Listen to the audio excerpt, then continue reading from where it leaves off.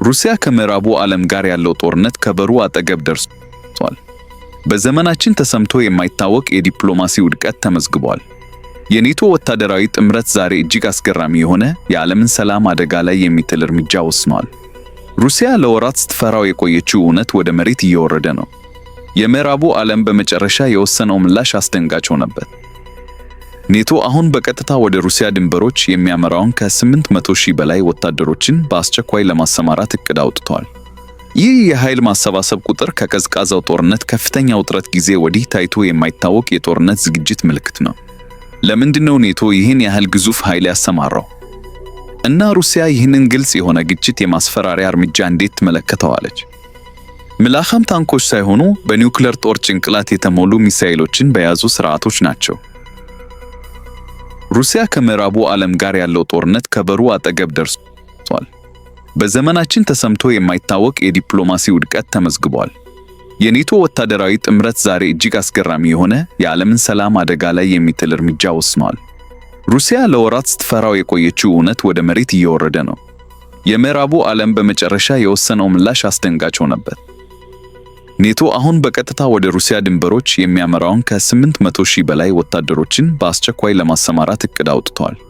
ይህ የኃይል ማሰባሰብ ቁጥር ከቀዝቃዛው ጦርነት ከፍተኛ ውጥረት ጊዜ ወዲህ ታይቶ የማይታወቅ የጦርነት ዝግጅት ምልክት ነው። ለምንድነው ኔቶ ይህን ያህል ግዙፍ ኃይል ያሰማራው? እና ሩሲያ ይህንን ግልጽ የሆነ ግጭት የማስፈራሪያ እርምጃ እንዴት ትመለከተዋለች? ምላኻም ታንኮች ሳይሆኑ በኒውክሌር ጦር ጭንቅላት የተሞሉ ሚሳኤሎችን በያዙ ስርዓቶች ናቸው። የምስራቅ አውሮፓ ሰማይና ምድር በፍርሃትና በሽብር ጥቁር ደመና ተውጠዋል። የአውሮፓ መከላከያ መስመር ከተናጋ እና የኔቶ ወታደራዊ ትራንስፖርት መስመር ከተቋረጠ የዓለም ጦርነት ፍንዳታ በሰዓታት ውስጥ ሊከሰት ይችላል። በዚህ ስርጭታችን ውስጥ ኔቶ እንዴት ነው 800,000 ወታደሮችን በ10 ቀናት ውስጥ ለማሰማራት የደፈረው? ሩሲያ በካሊንግራድ እና በቤላሩስ ውስጥ የዘረጋችው ሚስጥራዊ የኒውክሌር ወጥመድ ምን ይመስላል? እናም ይህ የኃይላኑ ግጭት ዓለም አቀፍ ኢኮኖሚን እና የኃይል አቅርቦትን እንዴት አድርጎ እንደሚያሽመደምድ በዝርዝር እንመለከታለን። እስካሁን የሰሙት ዜና አይደለም። ይህ እውነቱ ከፖለቲካው የከፋ ሚስጥር ሽፋን የወጣበት ትንታኔ ነው። የአውሮፓ የወደፊት ዕጣ ፈንታ በዚህ አስፈሪ የኃይል እንቅስቃሴ እጅ ላይ ሆነዋል። ይህንን ታሪካዊ ሰበር ትንታኔ እንዳያመልጦት ላይክ በማድረግ አስተያየት በመስጠት የደወል ምልክቱን በመጫን ሰብስክራይብ ማድረግ አይርሱ። መልካም ቆይታ። የ800,000 ጦር ስነልቦናዊና ፖለቲካዊ ዳራው ምንድነው? ኔቶ ይህን ያህል ግዙፍ ኃይል ለማንቀሳቀስ የወሰነው ለምንድነው? ዋናው መነሻ በዩክሬን ጦርነትና በአውሮፓ ምስራቃዊ ክንፍ ደህንነት ላይ የሚታየው ቀጥተኛ ስጋት ነው። ሩሲያ በዩክሬን የፈጠረችው ወረራ ስኬታማ ከሆነች ቀጣዩ ኢላማ የቀድሞ የሶቪየት ግዛቶች ማለትም ባልቲክ ሀገሮች ወይም ፖላንድ ሊሆኑ እንደሚችሉ ኔቶ በግልጽ አስቀምጧል።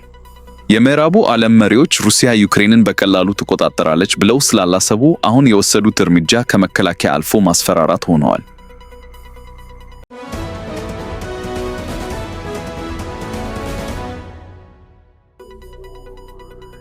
የኔቶ ሕገ ደንብ አንቀጽ 5 አንድ አባል ሀገር ጥቃት ከተሰነዘረበት በሁሉም አባላት ላይ የተሰነዘረ ጥቃት ነው ይላል። ይህ 800,000 ኃይል የተነደፈው ይህንን አንቀጽ በፍጥነት እና በተጨባጭ ምላሽ እንዲሰጥ ለማድረግ ነው። ኔቶ ይህን ግዙፍ ቁጥር ሲያሰናዳው 300,000 ጦር ፈጣን ምላሽ ሰጪ ኃይል ሲሆን በሰዓታት ውስጥ ወደ ግንባር የሚገቡ ክፍሎች ናቸው። የተቀሩት 500,000 ወታደሮች ደግሞ የኋላ ድጋፍ እና አስፈላጊ የጦር መሳሪያዎችን የሚያቀርቡ ተጠባባቂ ክፍሎች ናቸው። ይህ ጦር የሚሰፍረው በሩሲያ ድንበር አቅራቢያ በሚገኙ ቁልፍ የኔቶ አባላት ማለትም ፖላንድ፣ ሊቱዌኒያ፣ ላትቪያ እና ኢስቶኒያ ናቸው። ይህ የኃይል ማሰባሰብ በሩሲያ ላይ ምን አይነት ስነልቦናዊ ጫና ይፈጥራል የሚለው አሁን የዓለም አሳሳቢ ጉዳይ ነው። የሩሲያ የኒውክሌር ምላሽ ካሊንግራድ እና ቤላሩስ ኔቶ ይህንን ያህል ግዙፍ ኃይል በድንበር ላይ ሲያሰማራ የሩሲያው ፕሬዝዳንት ቭላድሚር ፑቲን ዝም ብለው እንደማይመለከቱት ግልጽ ነው። ሩሲያ የኔቶን እንቅስቃሴ እንደ ቀጥተኛ ማስፋፋት እርምጃና የሞስኮን ደህንነት በቀጥታ የሚፈታተን ድርጊት አድርጋ ትፈርጃለች። ሩሲያ በባልቲክ ግዛቶች መካከል በምትገኘው በራሷ የሩሲያ ግዛት በሆነችው ካሊንግራድ አካባቢ የታክቲካል ኒውክሌር መሳሪያዎችን በማሰማራት ምላሽ መስጠት ትችላለች። ይህ ደግሞ በምዕራቡ ዓለም ላይ ከፍተኛ የሆነ ማስጠንቀቂያ ይፈጥራል። ከወታደራዊ ምላሽ በተጨማሪ በኔቶ መሰረተ ልማት እና በመገናኛ ዘዴዎች ላይ ከፍተኛ የሳይበር ጥቃት በመፈጸም የመረጃ መረቡን ልታናጋ ትችላለች። በኔቶ አባላት መካከል መተማመንን ለማዳከም የሐሰት መረጃዎችን የምታሰራጭበት ዘመቻም አለ። ከዚህ በተጨማሪም ሩሲያ በቅርብ ጊዜ ከቤላሩስ ጋር ያላትን ወታደራዊ ትብብር በማጠናከር በቤላሩስ በኩል ተጨማሪ የጦር መሳሪያዎችንና የታክቲካል ኒውክሌር ኃይልን በማሰማራት በኔቶ ምስራቃዊ ክንፍ ላይ ጫና ትፈጥራለች። በምስራቅ አውሮፓ ውስጥ የትኛውን ግጭት ቢነሳ ሊቱዌኒያ፣ ላትቪያ እና ኢስቶኒያ የባልቲክ ግዛቶች ግንባር ቀደም ሰለባዎች ይሆናሉ። በተለይም ከሰሜን ካሊንግራድ እና ከደቡብ ቤላሩስ የምትዋሰነው እንዲሁም በፖላንድ እና በሊቱዌኒያ መካከል ያለችው ጠባብ የመሬት መስመር የሱዋልኪ ክፍተት የሩሲያ ዋና ኢላማ ነው። ሩሲያ ይህንን ቦታ ከዘጋች ባልቲክ ግዛቶችን ከኔቶ ዋና መሬት ሙሉ በሙሉ መለያየት ያስችላታል። የኔቶ 800,000 ጦር ይህንን ክፍተት ለመጠበቅ ወሳኝ ሚና ይጫወታል። ኔቶ ይህን ያህል ግዙፍ ኃይል በድንበር ላይ ሲያሰማራ በእነዚህ አገራት ውስጥ ከፍተኛ የውጭ ጦር ሰፈር መኖር በኢኮኖሚ እና በፖለቲካው ላይ ከፍተኛ ጫና ይፈጥራል። የሎጂስቲክስ ቅርት የጦርነት መንገዶች 800,000 ወታደሮችን በድንበር ላይ ማስፈር ከባድ የሎጂስቲክስ ቅርት ናቸው። በአውሮፓ ውስጥ ያሉት ክፍት ድንበሮች እና የጦር መሳሪያዎች ወታደሮችን በፍጥነት ለማንቀሳቀስ አስቸጋሪ አድርገዋል። ኔቶ ይህንን ለማቃለል ወታደራዊ ሽግግር ለመፍጠር እየሞከረ ነው። ብዙዎቹ የምስራቅ አውሮፓ የባቡር መስመሮች እና ድልድዮች ከባድ ታንኮች እና የጦር መሳሪያዎችን ለመሸከም አልተገነቡ። ኔቶ የመንገዶችን፣ ድልድዮችን እና የባቡር መስመሮችን በአስቸኳይ ማሻሻልና ማጠናከር አለበት። ለ800,000 ኃይል ነዳጅ፣ ምግብ እና ተተኪ ጥይት ያለ እረፍት ማቅረብ እጅግ በጣም የተወሳሰበ የዕቅድ ሥራ ነው። በጦርነቱ ጊዜ የሩሲያ የሳይበር እና የአየር ጥቃቶች ይህንን የአቅርቦት መስመር ሊያቋርጡትና ወታደሮችን ለአደጋ ሊያጋልጡ ይችላሉ። የዓለም ስጋት ዲፕሎማሲ ጎሞተዋል። የኔቶ 800,000 ኃይል ማሰማራት እያሳየ ያለው ዲፕሎማሲው ሙሉ በሙሉ መክሰሙን ነው። በኔቶ እና በሩሲያ መካከል ያለው የግንኙነት መስመር ሙሉ በሙሉ ተዘግቷል። ሁለቱም ወገኖች የሌላውን ዓላማ በስህተት የመረዳት አደጋ እጅግ ከፍተኛ ሆነዋል። አንድ ትንሽ ስህተት ወይም የአንዱ ወታደራዊ አዛዥ የተሳሳተ ውሳኔ ሁኔታውን ከአቅም በላይ ያደርገዋል። ኔቶ እና ሩሲያ ሁለቱም ከፍተኛ ቁጥር ያላቸውን የኒውክሌር መሳሪያዎችን ይይዛሉ። ይህንን ያህል ኃይል በቅርበት ማሰማራት የመጨረሻውን የኃይል ግጭት የመሆን ስጋት ከፍ አድርጓል። ይህ የውጥረት ማዕበል የኃይል ዋጋን፣ ጋዝና ዘይትን ያርከፈክፍበታል፣ የገንዘብ ገበያዎችንም ያናውጣል። እናም ዓለም አቀፍ የኢንቨስትመንት ፍሰትንም ያቆማል። የኔቶ 800,000 ኃይል ማሰማራት የአውሮፓ የገጽታ ምህዳርን ለዘላለም ይለውጠዋል። ምንም እንኳን ኔቶ ራሱን እንደ መከላከያ ኃይል ቢገልጽም ይህን ያህል ጦር ማሰማራት ለጦርነት የመዘጋጀት ምልክት ነው። የቴክኖሎጂ እና የስትራቴጂክ ክንዋኔዎች የኔቶ ዕቅድ 800,000 ወታደሮችን ማሰማራት ብቻ ሳይሆን አባላት ወታደሮች በዘመናዊ ቴክኖሎጂ እንዲታጠቁ ከፍተኛ ግፊት እያደረገ ነው። በአውሮፓ ውስጥ አምስተኛው ትውልድ የጦር አውሮፕላኖችን እንደ F-35 ያሉ ቁጥር በከፍተኛ ሁኔታ እየጨመረ ይገኛል። ዓላማው ሩሲያ ከአውሮፓ ሰማይ ላይ እንዳትደርስ መከላከል ነው። ኃይሉ በጥቁር ባህርና በባልቲክ ባህር ውስጥም የሩሲያን የባህር ኃይል እንቅስቃሴን ለመቆጣጠር በሚል መከላከያ ዘዴዎች የታገዙ የጦር መርከቦችን እያሰማራ ነው።